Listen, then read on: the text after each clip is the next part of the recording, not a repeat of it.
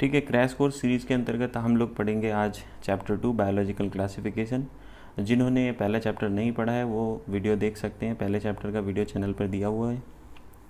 तो इस चैप्टर के अंतर्गत हम लोग सबसे पहले तो कुछ क्लासिफिकेशन सिस्टम्स के बारे में पढ़ेंगे, फिर जो है वो किंगडम मोनेरा के बारे में पढ़ेंगे, किंगडम प्रोटिस्टा के बारे में पढ़ेंगे, किंगडम फंगाई, इन तीनों किंगडम के बारे में डिटेल से पढ़ेंगे। किंगडम प्लांटी और एनिमेलिया का जो है वो इंट्रोडक्शन पढ़ेंगे क्योंकि आगे इनके चैप्टर्स आएंगे। फिर पढ़ेंगे वायरस, वायरोइड और लाइकेंस के बारे में जिन्हें किसी क्लासिफिकेशन सिस्टम में जगह नहीं मिली। तो चलिए शुरू करते हैं biological classification. Since the dawn of civilization, there have been many attempts to classify the living organisms. Civilization की स्टार्टिंग के बाद बहुत सारे अटेम्प्ट हुए हैं ऑर्गेनिज़म्स को क्लासीफाई करने के लिए। तो ये सबसे पहला जो क्लासिफिकेशन था वो यूज़ के आधार पर था। ऑर्गेनिज़म्स जो है वो उनके यूज़ के आधार पर था, for food, shelter and clothing. ऐसा पिछले चैप्टर में भी आया था एक जगह पे कि क्लासिफिकेशन जो है वो क्यों किया गया, यूज़ के आधार पर किया गया, फूड के लिए, शेल्टर के लिए, क्लॉथिंग के लिए। अरिस्टोटल वो पहले पर्सन थे, पहले साइंटिस्ट थे जिन्होंने अर्लीस्ट अटेम्प्ट किया था क्लासिफिकेशन का साइंटिफिक बेसिस पर। उन्होंने सिंपल मॉर्फोलॉजिकल कैरेक्टर्स के आधार पर प्लांट्स को क्लासीफाई किया, ट्रीज़ में, श्रब्स में, हर्ब्स में। और उन्होंने एनिमल्स को भी दो ग्रुप में क्लासीफाई किया था, वो जिनमें रेड ब्लड होता है और दूसरे वो जिनमें रेड ब्लड नहीं होता है। लिनेस ने दिया two kingdom system of classification जिसके अंतर्गत kingdom Plantae and kingdom Animalia आए, और इनमें रेस्पेक्टिवली प्लांटी के अंतर्गत आते थे सारे के सारे प्लांट्स और एनिमेलिया के अंतर्गत सारे के सारे एनिमल्स। अब बात ये करी जाती है कि ये जो two kingdom system of classification था ये फेल क्यों हुआ, क्यों ये कंप्लीट सिस्टम नहीं बन पाया। तो उसके कुछ रीजन्स हैं। सबसे पहला रीज़न ये आता है, this system did not distinguish between eukaryotes and prokaryotes. सबसे पहले ये सिस्टम जो है वो यूकारियोट और प्रोकारियोट में डिफरेंस नहीं कर पाया। यूनिसेलुलर और मल्टीसेलुलर ऑर्गेनिज्म यूनिसेलुलर और मल्टीसेलुलर में डिफरेंस नहीं कर पाया। और तीसरा है फोटोसिंथेटिक और नॉन फोटोसिंथेटिक में डिफरेंस नहीं कर पाया। फोटोसिंथेटिक और नॉन फोटोसिंथेटिक दोनों एक जगह रखे हुए थे, यानी ग्रीन अलगी और फंगाई दोनों को प्लांट्स के अंतर्गत रखा गया था। Classification of organisms into plants and animals were easily done and was easy to understand, but of a large number of organisms did not fall into either category. तो तीन रीजन आपने ये समझे कि सबसे पहली चीज़ यूकारियोट प्रोकारियोट में डिफरेंस नहीं हो पाया, दूसरा यूनिसेलुलर और मल्टीसेलुलर में डिफरेंस नहीं हो पाया, तीसरा फोटोसिंथेटिक और नॉन फोटोसिंथेटिक में डिफरेंस नहीं हो पाया, और चौथी चीज़ ये है कि बहुत सारे ऐसे ऑर्गेनिज्म भी थे जो ना तो प्लांट्स में आते थे ना ही एनिमल्स में आते थे। इसलिए जो two kingdom system of classification था वो इनएडिक्वेट हो गया, वो पर्याप्त नहीं रहा अपने समय के लिए। Besides gross morphology, a need were also felt for including other characters like cell structure, nature of wall, mode of nutrition, habitat, methods of reproduction. Gross morphology के अलावा हमें दूसरे कैरेक्टरिस्टिक्स को भी कंसीडर करने की आवश्यकता पड़ी, जैसे कोशिका संरचना, सेल वॉल का क्या नेचर है, मोड ऑफ न्यूट्रिशन क्या है, हैबिटेट और रिप्रोडक्शन के क्या क्या मेथड हैं। इसके अलावा इवोल्यूशनरी रिलेशनशिप को भी कंसीडर करने की आवश्यकता पड़ी। तो क्लासिफिकेशन सिस्टम्स जो भी ऑर्गेनिजम्स के हैं वो भी टाइम पर चेंज होते रहे, उसमें बहुत सारे चेंजेज आए। हालांकि प्लांट किंगडम और एनिमल किंगडम ये दोनों कांस्टेंट रहे सभी डिफरेंट सिस्टम्स में। आगे बात करते हैं। ये 5 किंगडम सिस्टम ऑफ क्लासिफिकेशन जो है आर.एच. विटेकर ने दिया, उसका ब्रीफिंग यहाँ पे दिया गया है कि मोनेरा की अगर हम बात करें तो मोनेरा में जो सेल टाइप होता है वो प्रोकारियोटिक होता है, प्रोटिस्टा में यूकारियोटिक, फंगाई में यूकारियोटिक, प्लांटी और एनिमेलिया में भी यूकारियोटिक होता है। सेल वॉल की बात करें तो मोनेरा में जो सेल वॉल होती है वो नॉन सेलुलोजिक होती है, पॉलीसेक्राइड और अमीनो एसिड की बनी होती है। प्रोटिस्टा में कुछ में सेल वॉल पाई जाती है, कुछ में नहीं पाई जाती है। फंगस की बात करें तो फंगस की जो सेल वॉल होती है वो काइटिन की बनी होती है। प्लांटी में जो है वो सेल वॉल प्रेजेंट होती है, सेलुलोज की बनी हुई। एनिमेलिया में सेल वॉल नहीं पाई जाती। न्यूक्लियर मेम्ब्रेन की बात करें तो मोनेरा चूँकि प्रोकारियोटिक होते हैं, यहाँ पर न्यूक्लियर मेम्ब्रेन एब्सेंट होती है, प्रोटिस्टा में प्रेजेंट होती है, फंगाई में प्रेजेंट, आगे सभी में जो है वो न्यूक्लियर मेम्ब्रेन प्रेजेंट होती है क्योंकि यूकारियोटिक सेल्स होती हैं। बॉडी ऑर्गेनाइजेशन की बात करें तो मोनेरा का सेलुलर है, प्रोटिस्टा में भी सेलुलर है, फंगाई में मल्टी सेलुलर या फिर लूज टिश्यू के रूप में पाया जाता है। प्लांटी में टिश्यू एंड ऑर्गन सिस्टम देखने को मिलता है। एनिमेलिया में tissue, organ and organ system तीनों देखने को मिलते हैं। मोड ऑफ न्यूट्रिशन की बात करें तो मोनेरा में सबसे ज़्यादा तरह का मोड ऑफ न्यूट्रिशन देखने को मिलता है। यहाँ पर ऑटोट्रॉफिक में कीमोसिंथेटिक एंड फोटोसिंथेटिक दोनों है। इसके अलावा हेटरोट्रॉफिक में सैप्रोफिटिक एंड पैरासिटिक भी देखने को मिलता है। प्रोटिस्टा की अगर हम बात करें तो यहाँ पर autotrophic nutrition that is photosynthetic, इसके अलावा हेटरोट्रॉफिक न्यूट्रिशन भी देखने को मिलता है। फंगाई में हेटरोट्रॉफिक न्यूट्रिशन देखने को मिलता है, सेप्रोफिटिक या फिर पैरासिटिक। प्लांटी में ऑटोट्रॉफिक फोटोसिंथेटिक न्यूट्रिशन देखने को मिलता है। एनिमेलिया जो है कम्प्लीटली हेटरोट्रॉफिक होते हैं, होलोजाइक, सेप्रोफिटिक एट्सेट्रा। तो नेक्स्ट जो क्लासिफिकेशन सिस्टम हम लोग पढ़ते हैं वो है आर.एच. विटेकर के द्वारा दिया हुआ। 1969 में आर.एच. विटेकर ने 5 किंगडम सिस्टम ऑफ क्लासिफिकेशन दिया, जिसमें कौन कौन से किंगडम्स आते थे, Monera, protista, fungi, Plantae and animalia. और जो मेन क्राइटेरिया ऑफ क्लासिफिकेशन इन्होंने यूज किया उसमें 5 पॉइंट्स आते हैं और ये बहुत ही महत्वपूर्ण, इन पे क्वेश्चन पूछा जाता है। Cell structure, body organization, mode of nutrition, reproduction and phylogenetic relationships, ये 5 मेन क्राइटेरिया लेकर इन्होंने क्लासिफिकेशन किया था कि सेल का स्ट्रक्चर कैसा है, बॉडी ऑर्गेनाइजेशन कैसा है, मोड ऑफ न्यूट्रिशन कैसा है ऑर्गेनिज्म का, और रिप्रोडक्शन कौन से टाइप का है, सेक्सुअल है कि सेक्सुअल है। इसके अलावा फाइलोजेनेटिक रिलेशनशिप यानी इवोल्यूशनरी रिलेशनशिप को भी इन्होंने कंसिडर किया था। The 3-domain system has also been proposed that divides the kingdom Monera into 2 domains, leaving the remaining eukaryotic organisms in the 3rd domain, thereby 6 kingdom classification. 3-domain system भी दिया गया था, जिसमें जो है वो किंगडम मोनेरा को 2 डोमेन में डिवाइड किया गया और बाकी जो रिमेनिंग यूकारियोट्स हैं उनको 3rd डोमेन में रखा गया। इस तरीके से 6 किंगडम सिस्टम ऑफ क्लासिफिकेशन भी आया था, लेकिन वो इतना सफल नहीं रहा जितना 5 किंगडम सिस्टम ऑफ क्लासिफिकेशन हुआ। Let us look at the 5 kingdom system of classification to understand the issues and consideration that influence the classification system.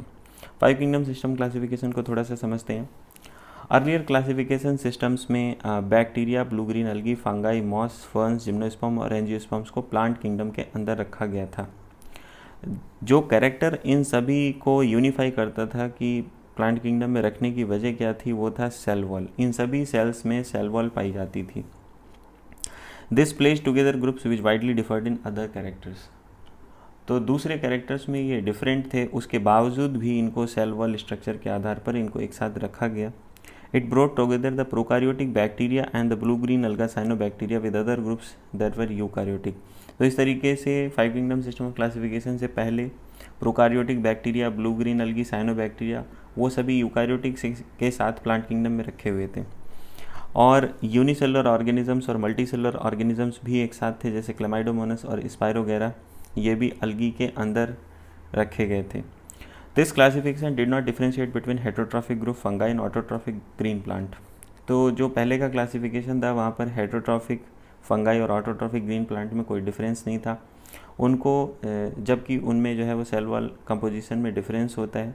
Fungi की जो सेल वॉल होती है वो काइटिन की बनी होती है और ग्रीन प्लांट की जो सेल वॉल है वो सेलुलोज की बनी होती है।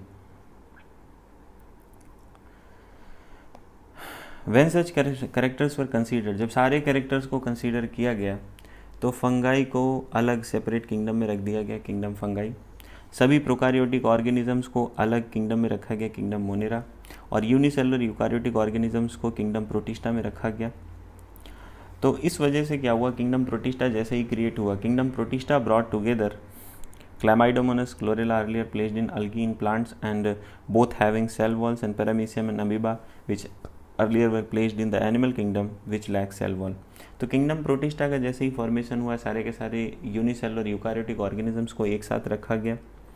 तो इससे क्लेमाइडोमोनास, क्लोरेला जो पहले अलगी में थे, प्लांट्स में दोनों में सेल वॉल होती है, वो पैरामीशियम और अमीबा के साथ आ गए, जो कि पैरामीशियम और अमीबा पहले एनिमल किंगडम में रखे गए थे जिनमें सेल वॉल नहीं पाई जाती है। It has put together organisms which in earlier classifications were placed in different kingdoms.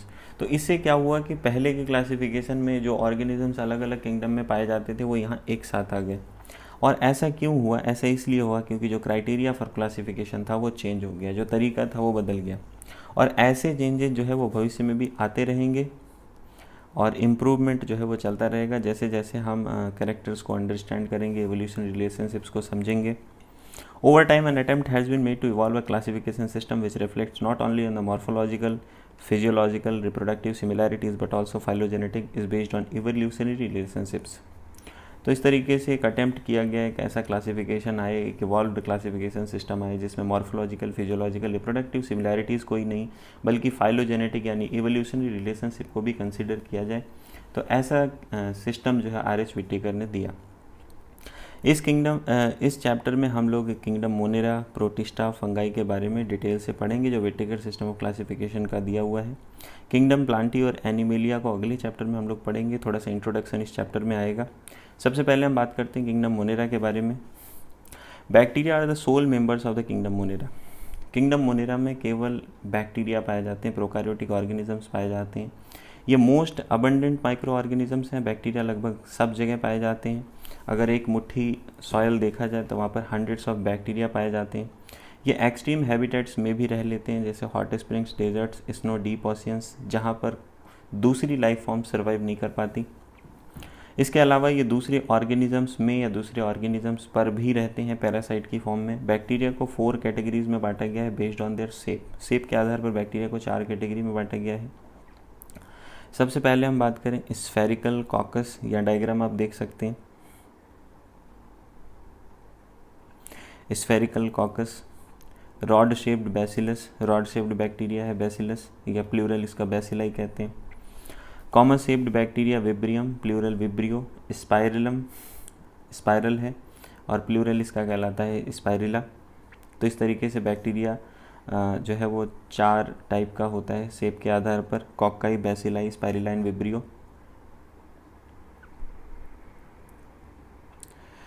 आगे बात करते हैं बैक्टीरिया का जो स्ट्रक्चर है वो बहुत ही सिंपल होता है, लेकिन इनका बिहेवियर बहुत ही कॉम्प्लेक्स होता है। बिहेवियर कॉम्प्लेक्स कैसे होता है?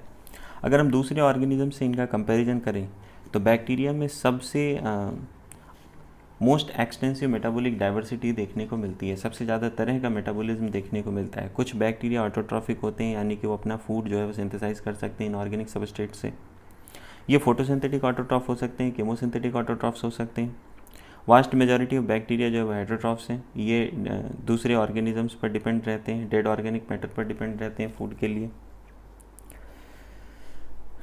सबसे पहले हम लोग पढ़ेंगे आर्की बैक्टीरिया के बारे में। ये बैक्टीरिया बहुत ही स्पेशल होते हैं। स्पेशल क्यों है? क्योंकि मोस्ट हार्श हैबिटेट्स में पाए जाते हैं, जैसे extreme salty area halophiles, hot springs में पाए जाने वाले बैक्टीरिया थर्मोएसिडोफिल्स, मार्शी एरिया में पाए जाने वाले बैक्टीरिया मिथेनोजेंस। आर्की बैक्टीरिया दूसरे बैक्टीरिया से अलग होते हैं किस मामले में? क्योंकि इनका सेल वॉल स्ट्रक्चर अलग होता है और यही फीचर इनके सर्वाइवल के लिए रिस्पॉन्सिबल है। एक्सट्रीम कंडीशंस में इनके सर्वाइवल के लिए यही फीचर रिस्पॉन्सिबल होता है। मिथेनोजेंस की अगर बात की जाए तो मिथेनोजेंस जो है वो गट में पाए जाते हैं रिमेनेंट एनिमल्स में, जैसे काऊ, बफेलो, और ये जो है वो मीथेन के प्रोडक्शन के लिए रिस्पॉन्सिबल होते हैं, बायोगैस के प्रोडक्शन के लिए रिस्पॉन्सिबल होते हैं। इन एनिमल्स का जो डंग होता है उससे बायोगैस बनाने के काम में आते हैं। नेक्स्ट यू बैक्टीरिया के बारे में पढ़ते हैं। यू बैक्टीरिया को ट्रू बैक्टीरिया भी कहा जाता है। तो ट्रू बैक्टीरिया की खास बात क्या होती है? They are characterized by the presence of rigid cell wall. इनमें रिजिड सेल वॉल पाई जाती है और अगर ये मोटाइल होते हैं तो फ्लैजेला देखने को मिलता है। इसमें फिर हम पढ़ते हैं साइनोबैक्टीरिया के बारे में, जिनको ब्लू ग्रीन अलगी कहते हैं। इनमें क्लोरोफिल ए पाया जाता है जो कि ग्रीन प्लांट्स के सिमिलर होता है और ये फोटोसिंथेटिक ऑटोट्रॉफ्स होते हैं। साइनोबैक्टीरिया यूनिसेलुलर होते हैं, कॉलोनियल होते हैं, कभी कभी फिलामेंटस भी हो सकते हैं।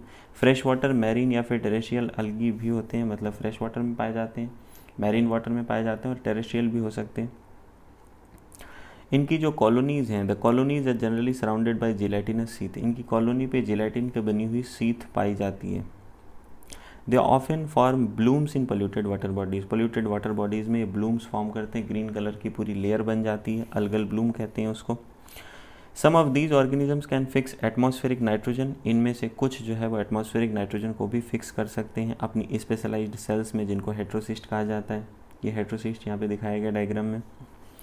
एग्जाम्पल है नाइट्रोजन फिक्सिंग बैक्टीरिया का नॉस्टॉक एंड एनाबीना।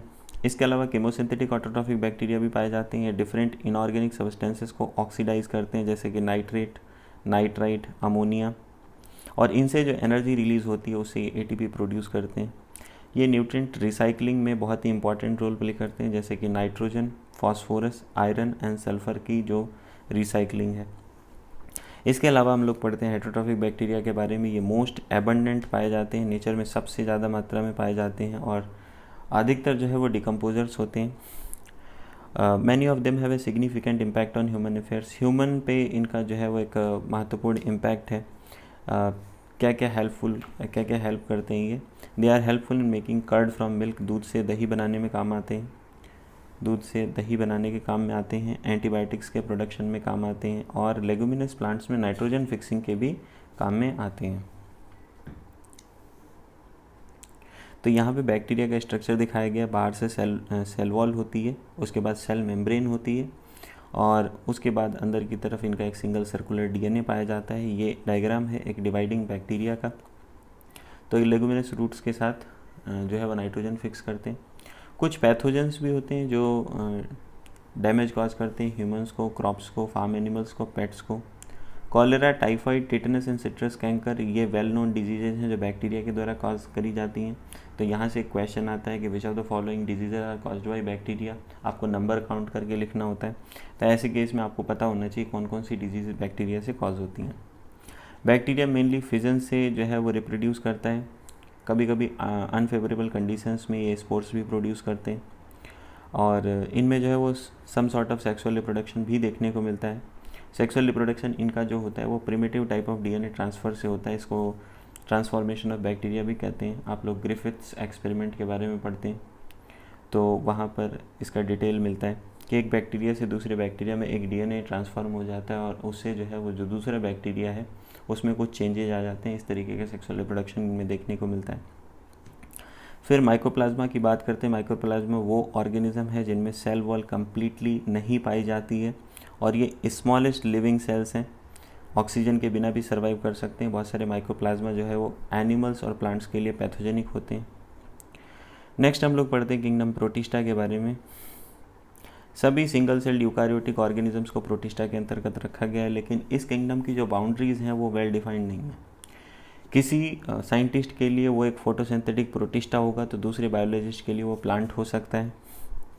इस किंगडम प्रोटिस्टा के अंतर्गत हम लोग क्रेजोफाइट्स, डाइनोफ्लैजेलेट्स, यूग्लिनॉइड्स, स्लाइम माउल्ट्स के बारे में पढ़ेंगे और इसके अलावा प्रोटोजोन्स को भी पढ़ेंगे प्रोटिस्टा के अंतर्गत। बहुत सारे मेंबर जो प्रोटिस्टा के हैं वो प्राइमरली एक्वाटिक होते हैं और ये जो किंगडम है ये दूसरे किंगडम्स के साथ लिंक फॉर्म करता है, प्लांट्स के साथ, एनिमल्स के साथ और फंगाई के साथ। चूँकि यूकारियोटिक होता है तो प्रोटिस्टा की जो सेल बॉडी है उसमें वेल डिफाइंड न्यूक्लियस देखने को मिलता है, मेम्ब्रेन बाउंड ऑर्गेनल्स होते हैं, कुछ में फ्लैजेला और सीलिया भी पाया जाता है। एसेक्सुअली और सेक्सुअल रिप्रोडक्शन देखने को मिलता है जहाँ पर जो है वो सेक्सुअल रिप्रोडक्शन होता है सेल फ्यूज़न और जाइगोट फॉर्मेशन के थ्रू।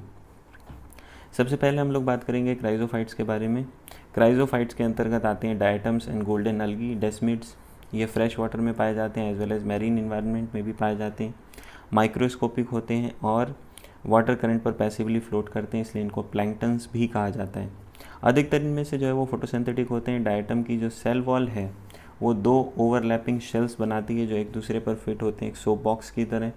इनकी जो वॉल्स हैं इनमें सिलिका पाया जाता है और इनकी वॉल्स जो है वो इंडेस्ट्रक्टिबल होते हैं। जहाँ पर डायटम्स पाए जाते हैं इनके हैबिटेट पर बहुत सारे अमाउंट में सेल वॉल का डिपोजिशन है।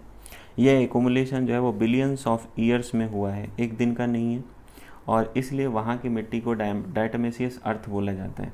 चूँकि एक ग्रिटी होती है, खुरदुरी होती है, इसलिए इस मिट्टी का उपयोग किया जाता है पॉलिशिंग में, फिल्ट्रेशन ऑफ ऑयल्स में, सिरप्स में। डायटम्स जो है वो चीफ प्रोड्यूसर्स होते हैं ओशन में। तो यहाँ से क्राइजोफाइट से 2 क्वेश्चन पूछे जाते हैं कि डायटमेसियस अर्थ के बारे में और दूसरा डायटम्स चीफ प्रोड्यूसर्स होते हैं ओशन में। ये 2 इंपॉर्टेंट पॉइंट हैं। यहाँ से आगे देखते हैं डाइनोफ्लैजेलेट्स के बारे में। डाइनोफ्लैजेलेट्स ये ऑर्गेनिजम्स मोस्टली मैरीन होते हैं, फोटोसिंथेटिक होते हैं, डिफरेंट कलर के होते हैं, yellow, green, brown, blue, red. Depend करता है कि कौन सा मेन पिगमेंट इनकी सेल्स में प्रेजेंट है। इनकी जो सेल वॉल है वो स्टिफ सेलुलोज प्लेट्स की बनी होती है और मोस्ट ऑफ देम में 2 फ्लैजेला देखने को मिलते हैं। एक लॉन्गिट्यूडनली लेंथ के अलॉन्ग लाई करता है और दूसरा ट्रांसवर्सली लाई करता है। सेल वॉल प्लेट्स के बीच में एक फरो होता है, वहाँ पर प्रेजेंट होता है।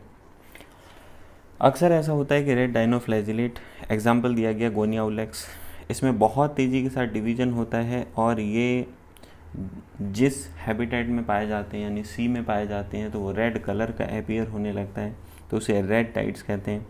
फिर जो ये टॉक्सिन्स रिलीज़ करते हैं उसकी वजह से दूसरे मैरीन एनिमल्स जैसे कि फिशेस उनकी डेथ हो जाती है। तो यहाँ डाइनोफ्लैजेलेट से यही एक क्वेश्चन बहुत ज़्यादा इंपॉर्टेंट है, that is red tides. Red tides के बारे में पूछा जाता है। नेक्स्ट आता है यूग्लिनॉइड्स। मेजॉरिटी ऑफ यूग्लिनॉइड्स जो है वो फ्रेश वाटर ऑर्गेनिजम्स होते हैं, स्टैगनेंट वाटर में पाए जाते हैं, रुके हुए पानी में। सेल वॉल की जगह पर यहाँ पर एक प्रोटीन की लेयर पाई जाती है, प्रोटीन रिच लेयर जिसको बोलते हैं पेलिकल, जिसकी वजह से इनकी बॉडी फ्लेक्सिबल होती है। 2 फ्लैजेला देखने को मिलते हैं, एक छोटा होता है एक बड़ा होता है। ये फोटोसिंथेटिक हैं सनलाइट की प्रेजेंस में, और जब सनलाइट नहीं मिलती तो ये हेटरोट्रॉफ्स की तरह बिहेव करते हैं, यानी कि दूसरे स्मॉलर एनिमल्स पर, दूसरे स्मॉलर ऑर्गेनिजम्स पर ये प्रीडेट कर सकते हैं। और सबसे गजब बात यह है कि इनके जो पिगमेंट हैं, यूग्लिनाइट्स के जो पिगमेंट हैं, वो हायर प्लांट्स के पिगमेंट्स के सिमिलर होते हैं। तो यहाँ से जो सबसे ज़्यादा क्वेश्चन पूछा जाता है वो इनकी प्रोटीन रिच लेयर पेलिकल के बारे में, और दूसरा यूग्लिनाइट्स और ग्रीन प्लांट्स की सिमिलैरिटी के बारे में क्वेश्चन पूछा जाता है। नेक्स्ट बात करते हैं हम लोग स्लाइम माउल्ट्स के बारे में। स्लाइम माउल्ट सेप्रोफिटिक प्रोटिस्ट्स होते हैं। इनकी बॉडी जो है वो डिकेइंग ट्विग्स, जो टहनी होती है जहाँ पर डिकेइंग हो रही है, सड़न हो रही है या लीव्स पर जो है वो मूव करती है, ऑर्गेनिक मैटर को इंगल्फ करती है। सुइटेबल कंडीशंस में ये एग्रीगेशन फॉर्म करते हैं, एक समूह बना लेते हैं जिसको प्लाज्मोडियम कहते हैं, जो कि ग्रो करता है और कई फुट का हो सकता है। अनफेवरेबल कंडीशंस के दौरान प्लाज्मोडियम डिफ्रेंशिएट कर जाता है, फ्रूटिंग बॉडीज़ बनाता है जिनमें स्पोर्स पाए जाते हैं टिप्स पे। इनके जो स्पोर्स होते हैं उनमें ट्रू वॉल्स पाई जाती हैं। ये एक्सट्रीमली रेजिस्टेंट होते हैं और कई सालों तक सर्वाइव कर जाते हैं एडवर्स कंडीशंस के दौरान। स्पोर्स जो है वो एयर करेंट्स के द्वारा फैलाए जाते हैं, हवा के द्वारा फैलते हैं। तो स्लाइम माउल्ट्स में कुछ खास इंपॉर्टेंट नहीं है। इनके स्पोर्स के बारे में क्वेश्चन पूछा जाता है कि इनके स्पोर्स में जो है ट्रू वॉल्स पाई जाती हैं और एक्सट्रीमली रेजिस्टेंट होते हैं। नेक्स्ट आता है प्रोटोजोन्स के बारे में। सभी प्रोटोजोन्स हेटरोट्रॉफ्स होते हैं, प्रेडेटर्स के रूप में रहते हैं या फिर पैरासाइट्स के रूप में रहते हैं। ऐसा बिलीव किया जाता है कि ये एनिमल्स के प्रिमिटिव रिलेटिव हैं। टोटल 4 तरह के प्रोटोजोन्स के बारे में हम लोग पढ़ेंगे, 4 मेजर ग्रुप्स हैं। सबसे पहला अमीबॉइड प्रोटोजोन, ये अमीबा के जैसे होते हैं, फ्रेश वाटर में पाए जाते हैं, सी वाटर में, मॉइस्ट सॉइल में। सबसे खास बात यह है कि ये मूव करते हैं और अपने प्रे को कैप्चर करते हैं स्यूडोपोडिया फॉर्मेशन से, फॉल्स फिट, जैसा कि अमीबा में देखने को मिलता है। मैरीन फॉर्म्स में सिलिका सेल्स पाई जाती हैं इनकी सरफेस पर, और इनमें से कुछ जैसे कि एंट अमीबा पैरासाइट्स भी होते हैं। फ्लैजिलेट प्रोटोजोन्स की बात करें तो इस ग्रुप के मेंबर जो है वो या तो फ्री लिविंग होते हैं या फिर पैरासिटिक होते हैं। इनमें फ्लैजिला पाया जाता है। पैरासिटिक फॉर्म्स जो है वो डिजीज़ कॉज करते हैं जैसे कि स्लीपिंग सिकनेस, एग्जाम्पल है ट्रिपैनोसोमा। सीलिएटेड प्रोटोजोन की बात करें तो सीलिएटेड प्रोटोजोन एक्वाटिक होते हैं, एक्टिवली मूविंग होते हैं क्योंकि इनमें थाउजेंड्स ऑफ सीलिया पाई जाती हैं। इनमें कैविटी देखने को मिलती है जिसको बोलते हैं गलेट, जो कि आउटसाइड में ओपन होता है सेल सरफेस की तरफ। सीलिया के कोऑर्डिनेटेड मूवमेंट की वजह से वाटर लैडन विद फूड, पानी जिसमें फूड भी है वो जो है वो गलेट की तरफ स्टीयर किया जाता है, गलेट की तरफ आता है। तो जो ये सीलेटेड प्रोटोजोन्स हैं उसमें से फूड कैप्चर कर लेते हैं और पानी जो है वो आगे बढ़ जाता है। एग्जाम्पल है इसका पैरामीशियम। नेक्स्ट है स्पोरोजोन्स। स्पोरोजोन्स को स्पोरोजोन इसलिए कहा जाता है क्योंकि इनमें इन्फेक्टिव स्पोर लाइक स्टेज पाई जाती है लाइफ साइकिल में। सबसे जो नोटोरियस है, सबसे जो डेंजरस है और सबसे फेमस है वो प्लाज्मोडियम मलेरिया का पैरासाइट, मलेरिया कॉज करता है। और disease which has a staggering effect on human population, human population पर इस डिजीज़ का एक बहुत ज़्यादा इफेक्ट है। तो नेक्स्ट हम लोग पढ़ेंगे किंगडम फंगाई के बारे में। Fungi constitute a unique kingdom of heterotrophic organisms. Fungi के अंतर्गत हेट्रोट्रॉफिक ऑर्गेनिजम्स पाए जाते हैं। इनमें ग्रेट डाइवर्सिटी देखने को मिलती है मॉर्फोलॉजी में, हैबिटेट में। आपने फंगस देखा होगा मॉइस्ट ब्रेड पे, रॉटन फ्रूट्स में।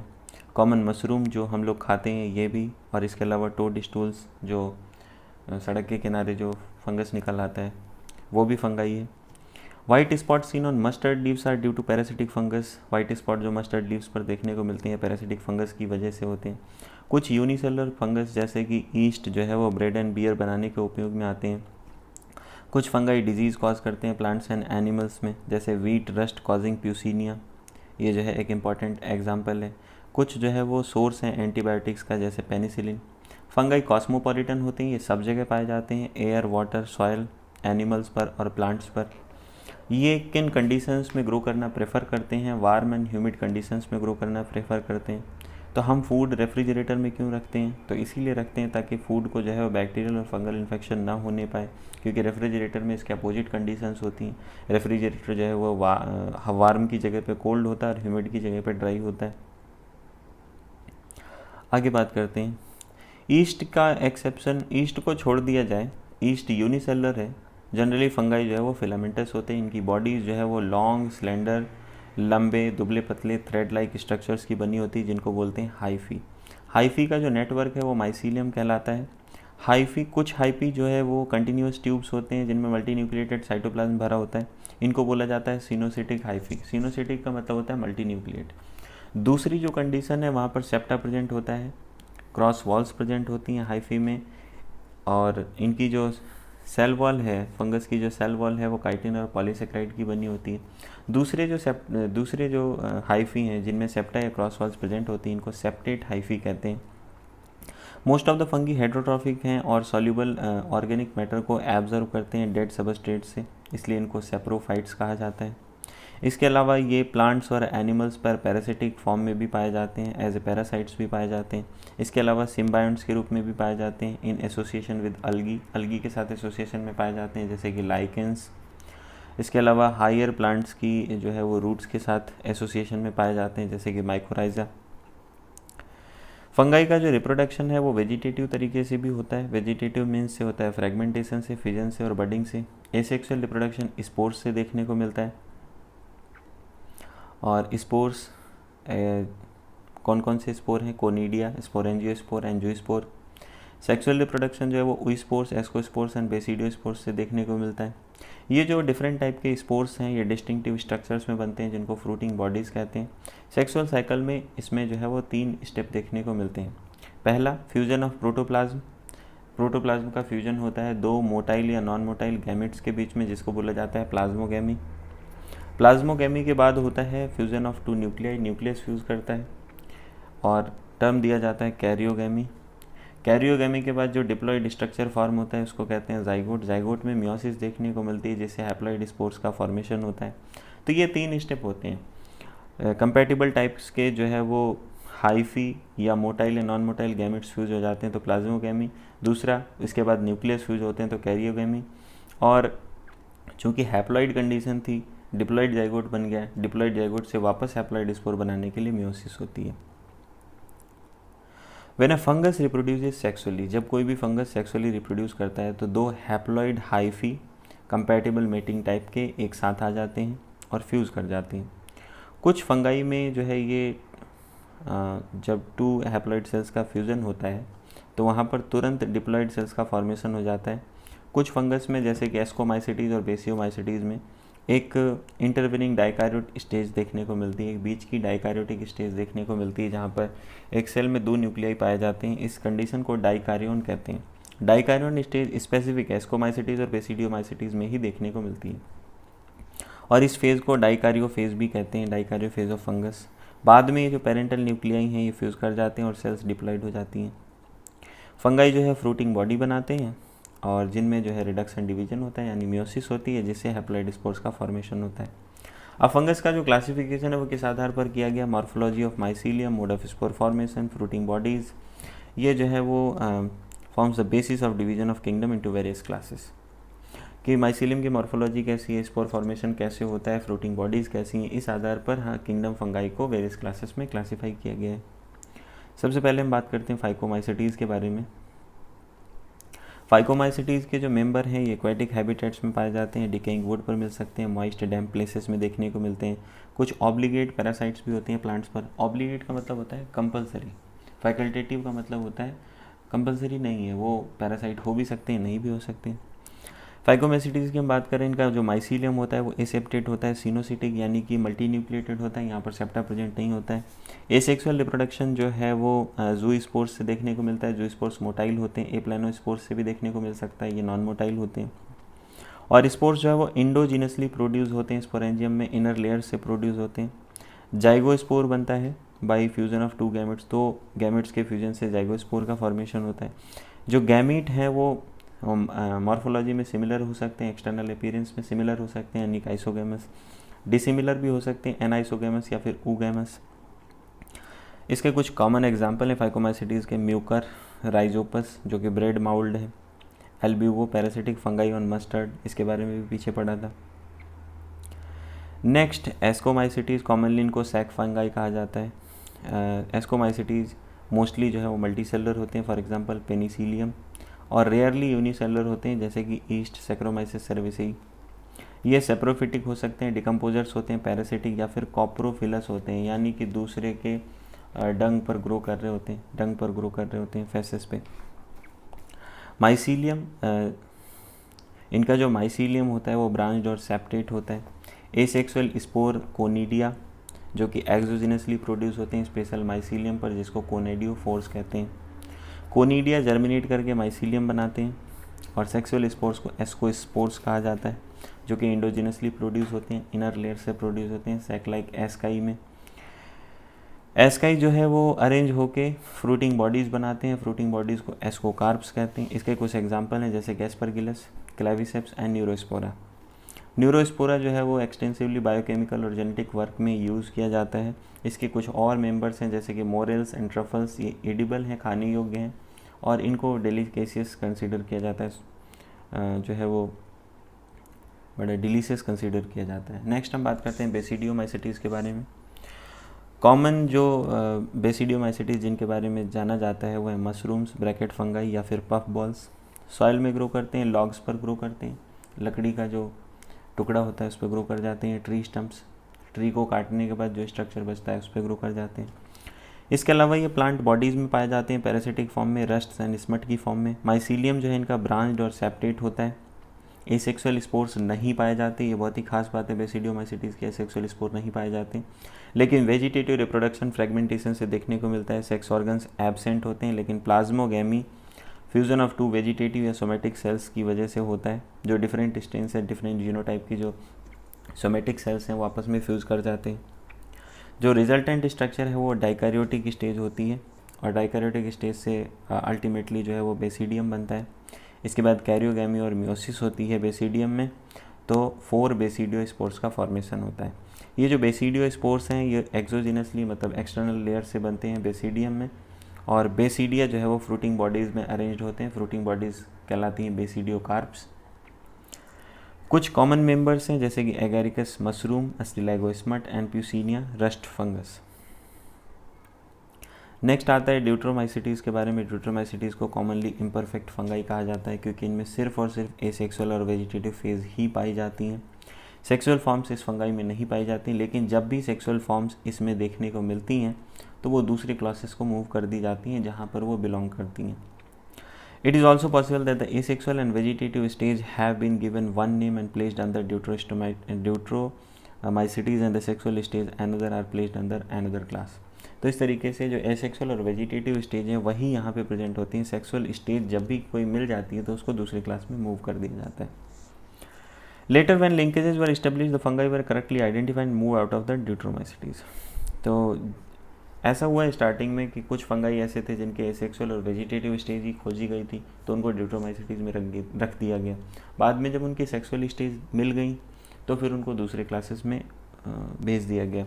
जब फंगाई को करेक्टली आइडेंटिफाई कर लिया तो ड्यूट्रोमाइसिटीज़ से मूव कर दिया। एक बार जब परफेक्ट सेक्सुअल स्टेज मिल जाती है ड्यूट्रोमाइसिटीज़ के मेंबर्स की तो वो या तो एस्कोमाइसिटीज़ में या फिर बेसिडियोमाइसिटीज़ में मूव हो जाते हैं। तो ड्यूट्रोमाइसिटीज़ के बारे में खास बात क्या है कि यहाँ पर एसेक्सुअल और वेजिटेटिव फेजेस ही देखने को मिलती हैं। तो यहाँ पर जो रिप्रोडक्शन है वो एसेक्सुअल स्पोर्स की मदद से होता है जिनको कोनिडिया कहते हैं। माइसीलियम सेप्टेट होता है, ब्रांच होता है। कुछ मेंबर्स जो है वो सेप्रोफाइट्स होते हैं, पैरासाइट्स होते हैं और अधिकतर जो है वो डिकम्पोजर्स होते हैं लेटर के और मिनरल साइक्लिंग में हेल्पफुल होते हैं। कुछ एग्जाम्पल है अल्टरनेरिया, कोलेटोट्राइकम एंड ट्राइकोडर्मा, ये ड्यूट्रोमाइसिटीज़ के एग्जाम्पल हैं। नेक्स्ट हम लोग किंगडम प्लांटी का ब्रीफ इंट्रोडक्शन देखते हैं। किंगडम प्लांटी के अंतर्गत आते हैं सभी यूकारियोटिक क्लोरोफिल कंटेनिंग ऑर्गेनिजम्स जिनको कॉमनली प्लांट्स कहते हैं। कुछ मेंबर्स जो है वो पार्शियली हेटेरोट्रॉफिक होते हैं जैसे कि इंसेक्टिवोरस प्लांट्स या फिर पैरासाइट भी होते हैं। ब्लैडरवर्ट और वीनस फ्लाई ट्रैप जो है इंसेक्टिवोरस प्लांट के एग्जाम्पल हैं। कस्कुटा यानी कि अमरबेल ये पैरासिटिक होता है, इसके अंदर क्लोरोफिल नहीं पाया जाता और पूरी तरीके से जो है वो दूसरे प्लांट्स पर न्यूट्रिशन के लिए डिपेंड होता है। प्लांट सेल की अगर हम बात करें तो ये यूकारियोटिक स्ट्रक्चर होता है, क्लोरोप्लास्ट पाए जाते हैं। सेल वॉल जो है वो सेलुलोज की बनी होती है, इसके बारे में हम लोग नेक्स्ट चैप्टर में डिटेल से पढ़ेंगे और यूकारियोटिक सेल स्ट्रक्चर के बारे में सेल वाले चैप्टर में पढ़ेंगे। प्लांटी के अंतर्गत हम लोग पढ़ते हैं अलगी, ब्रायोफाइटा, टेरिडोफाइटा, जिम्नोस्पर्म और एंजियोस्पर्म के बारे में। प्लांट की जो लाइफ साइकिल है यहाँ पर टू डिस्टिंक्ट फेजेस देखने को मिलती हैं, diploid sporophytic phase and haploid gametophytic phase, जो अल्टरनेट करती रहती हैं। अब इनकी जो लेंथ है फेजेस की, हैप्लॉइड और डिप्लॉइड फेजेस की, ये अलग अलग होती है और इस बात पे भी डिपेंड करता है कि ये जो फेजेस हैं इनका फ्री लिविंग एग्जिस्टेंस होता है या दूसरे पे डिपेंड रहती हैं। तो इस तरीके से जो है वो प्लांट के डिफरेंट ग्रुप में डिफरेंट फेजेस देखने को मिलती हैं। इस फिनोमेना को बोला जाता है अल्टरनेशन ऑफ जनरेशन। इन सब चीज़ों के बारे में हम लोग चैप्टर 3 में पढ़ेंगे। अभी थोड़ा सा इंट्रोडक्शन देख लेते हैं किंगडम एनिमेलिया का। किंगडम एनिमेलिया के अंतर्गत आते हैं हेटेरोट्रॉफिक यूकारियोटिक ऑर्गेनिजम्स जो कि मल्टीसेलुलर होते हैं और इनकी सेल में जो है वो सेल वॉल नहीं पाई जाती। ये डायरेक्टली या इनडायरेक्टली प्लांट्स पर डिपेंड होते हैं फूड के लिए। अपना जो फूड है, एनिमल्स जो फूड है वो डाइजेस्टिव कैविटी में, इंटरनल कैविटी में डाइजेस्ट करते हैं। इसके अलावा जो फूड है वो ग्लाइकोजन या फैट की फॉर्म में स्टोर होता है। मोड ऑफ न्यूट्रिशन जो है होलोजोइक होता है बाई इंजेक्शन ऑफ फूड। इसके अलावा इनमें डेफिनिट ग्रोथ पैटर्न देखने को मिलता है। एनिमल्स ग्रो करते हैं, एडल्ट होते हैं जिनका डेफिनिट शेप एंड साइज होता है। हायर फॉर्म्स में सेंसरी और न्यूरोमोटर मैकेनिज्म भी देखने को मिलता है। मोस्ट ऑफ एनिमल्स जो है वो लोकोमोशन करने के कैपेबल होते हैं। यहाँ सेक्सुअल रिप्रोडक्शन जो है वो copulation of male and females के द्वारा देखने को मिलता है। इसके बाद एम्ब्रायोलॉजिकल डेवलपमेंट होता है। डिफरेंट एनिमल किंगडम के डिफरेंट फाइलम्स के बारे में हम लोग चैप्टर 4 में पढ़ेंगे। अब बात करते हैं ऐसे कुछ ऑर्गेनिजम्स की जिनको विटेकर के 5 किंगडम सिस्टम ऑफ क्लासिफिकेशन में कोई जगह नहीं मिली। 5 kingdom system of classification of Whittaker, there is no mention of the lichens and some acellular organism like virus, viroid and prions.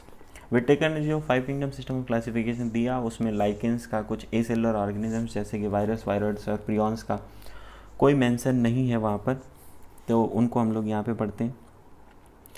हम सभी को कभी ना कभी कॉमन कोल्ड हुआ होता है, फ्लू हुआ होता है तो हम जानते हैं वायरस हम पे क्या इफेक्ट डाल सकते हैं।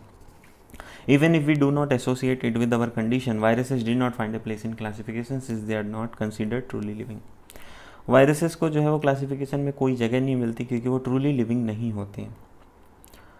If we understand living as those organism that have a cell structure, अगर हम उन ऑर्गेनिजम्स को लिविंग मानते हैं जिनमें सेल स्ट्रक्चर होता है, तो वायरस जो है वो नॉन सेलुलर ऑर्गेनिज्म है क्योंकि ये आउटसाइड लिविंग सेल जो है वो इनर्ट क्रिस्टलाइन स्ट्रक्चर होते हैं। बेसिकली सिर्फ और सिर्फ प्रोटीन और जेनेटिक मटेरियल होता है इनके अंतर्गत। Once they infect a cell,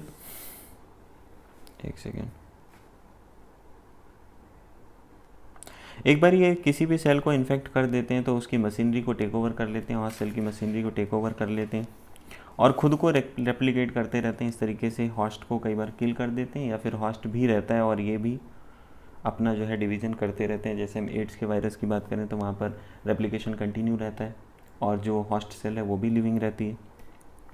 तो वायरसेस को हम लोग लिविंग कहेंगे कि नॉन लिविंग कहें? तो लिविंग सेल के अंदर तो ये लिविंग जैसा बिहेव करते हैं, लिविंग सेल के बाहर ये क्रिस्टलाइन हो जाते हैं, लिविंग के जैसा बिहेव नहीं करते।